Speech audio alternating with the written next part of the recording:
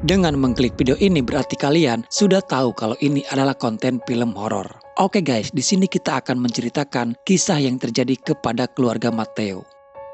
Matteo mempunyai seorang putri yang bernama Sophia. Diceritakan ibu kandung Sophia sudah meninggal dunia sejak dari lama. Dan kini Matteo mempunyai kekasih, calon ibu baru bagi Sophia yaitu Monica.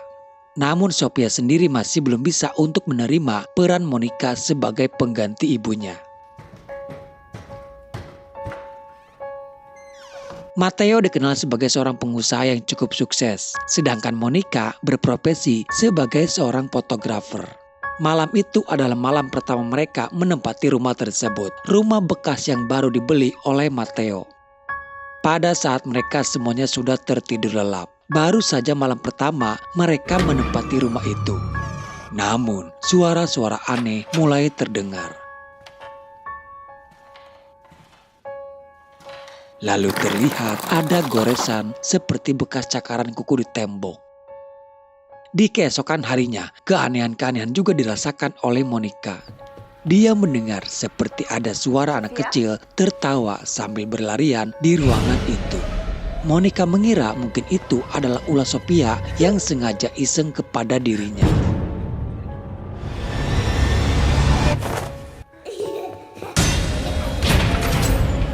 Sofía, ya va. Sofía, ¿hay bromas? He sido muy paciente contigo, pero esto no lo voy a aguantar. Di malam berikutnya, Sophia sendiri tidak berani untuk tidur sendirian di kamar. Dia selalu merasa ketakutan berada di kamarnya sendirian. Lalu terdengar kembali suara-suara aneh yang berasal dari lantai bawah. Matteo keluar untuk memastikan keadaan di sana. Monica melihat tanda bekas cakaran itu di tembok. Lalu dia juga melihat adanya sebuah lubang. Monica curiga dengan keberadaan lubangnya. Dan saat dia memeriksa lubang tersebut, ternyata tembok itu terkelupas. Dan itu hanyalah sebuah penutup saja. Terlihat ada sebuah pintu. Matteo sendiri baru tahu kalau ada pintu di sana. Yang membuat mereka menjadi curiga kenapa pintu itu sengaja disembunyikan. Sebuah tempat semacam gudang yang sudah terbengkalai. Sofía, cuidado te caes. Memastikan di sana tidak ada apa-apa, mereka pun akhirnya kembali. Mereka tak sadar kalau ada sesosok makhluk yang memang tinggal di sana. Gangguan itu semakin intens terjadi. Monica melihat pintu ruangan bawah tanah yang sudah terbuka sendiri. Monica mencoba berpikir dengan logikanya. Dia membuang jauh-jauh anggapan kalau itu adalah ulah dari setan. Dia memberanikan diri untuk melihat kembali ke ruangan bawah tanah. Tak bisa dibohongi, Monica merasa ada perasaan berbeda saat dia berada di sana. Dari sebuah brankas, Monica menemukan ada gambar aneh yang sepertinya itu dibuat oleh anak-anak. Tak sengaja dia melihat ada tulisan nama mama di tembok itu, beserta gambar yang memperlihatkan sebuah kepala yang terpisah dari tubuhnya. Gangguan-gangguan itu kini semakin nyata. Lampu di ruangan yang tiba-tiba pecah. Dengan pencahayaan apa adanya, Monica mengendap-endap mencari jalan untuk keluar. Lalu tiba-tiba seperti ada seseorang yang meniup korek apinya.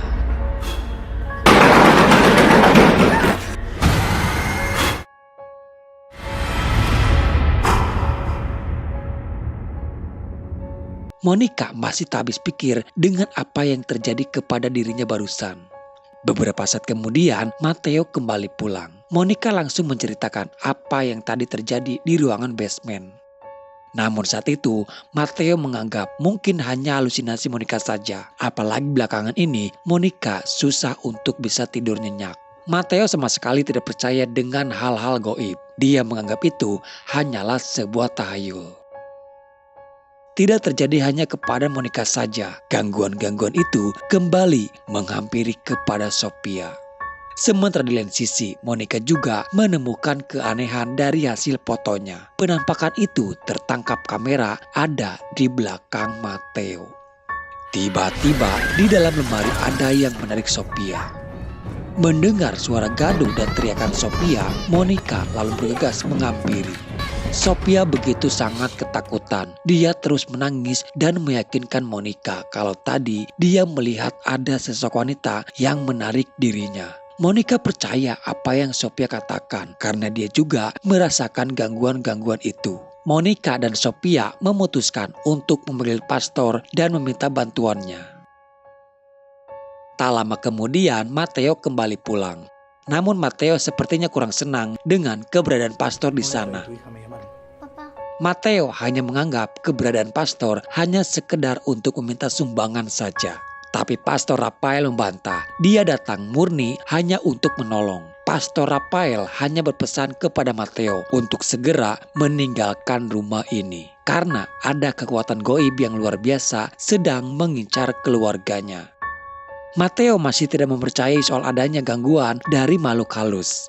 Monica lalu memperlihatkan kepada Matteo penampakan yang tertangkap oleh kamera. Matteo pun terkejut, tak menyangka kalau sosok itu memang nyata adanya. Setelah kepulangan pastor dari rumah kediaman Matteo, di sini pastor teringat kembali kepada kejadian terdahulu di rumah tersebut. Ternyata ayahnya Pastor Rafael terbunuh di rumah itu. Belum diketahui apa sebenarnya yang terjadi di sana. Matteo mencoba mencari informasi di internet soal apa yang pernah terjadi di rumah ini sebenarnya. Betapa terkejutnya ia karena menemukan fakta bahwa di rumah ini pernah ada tragedi pembunuhan yang sampai pada saat ini pembunuhan itu belum terpecahkan. Dari artikel itu dikatakan seorang suami yang membunuh istri dan putranya. Seorang dukun yang mencoba mengusir arwah gentayangan di rumah ini ditemukan tewas secara misterius. Diketahui juga dalam artikel itu kalau si dukun adalah ayahnya Pastor Rafael. Di malam itu juga Matteo langsung menemui Pastor Rafael. Di sini berceritalah Rafael kepada Matteo apa yang terjadi pada saat itu. Ayahnya melawan kekuatan goib di luar kemampuannya. Ada 2 arwah gentayangan yang tinggal di rumah Matteo saat ini. Arwah anak kecil bernama Gabriel. Dia tewas karena dicekik. Dan arwah gentayangan wanita bernama Victoria. Dia mati dengan dipenuhi rasa amarah dan dendam. Arwah gentayangan Victoria yang sangat berbahaya. Pada saat itu ayahnya hanya mengurung arwah gentayangan itu saja. Dia tidak sanggup untuk menghancurkannya. Di rumah gangguan itu kini mulai menyerang kepada Monica.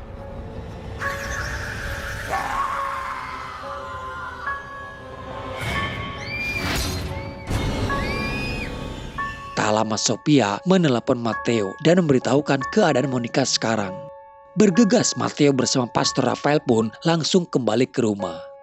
Pastor Rafael sempat berkata kalau dia sebenarnya bukanlah pastor yang biasa menangani pengusiran setan. Namun karena tidak ada pilihan lain, dia akan berusaha untuk melawannya. Ternyata Monica sudah kerasukan oleh arwah gentayangan Victoria. Dengan salib itu dan diiringi doa-doa, pastor berusaha melawan Victoria. Mereka berhasil mengikat kedua tangan Victoria ke sebuah tiang yang ada di kasur. Dengan kedua matanya yang terus melotot, Victoria masih mencoba untuk berontak. Si iblis yang merasuki tubuh Monica mencoba menghasut pikiran orang-orang yang ada di sekitarnya.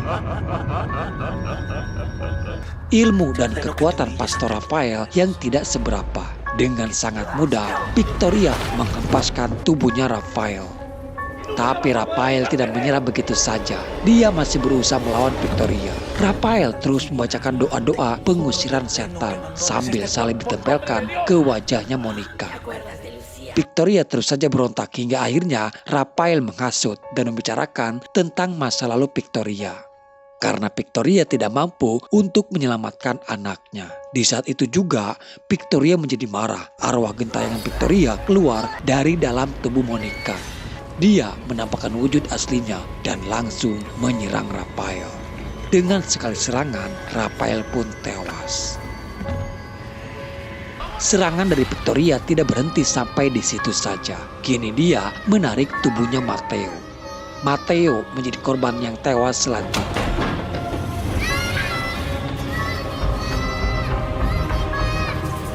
Dan akhirnya Monica dan Sophia berhasil keluar setelah bersusah payah melawan dari keganasan arwah gentayangan Victoria.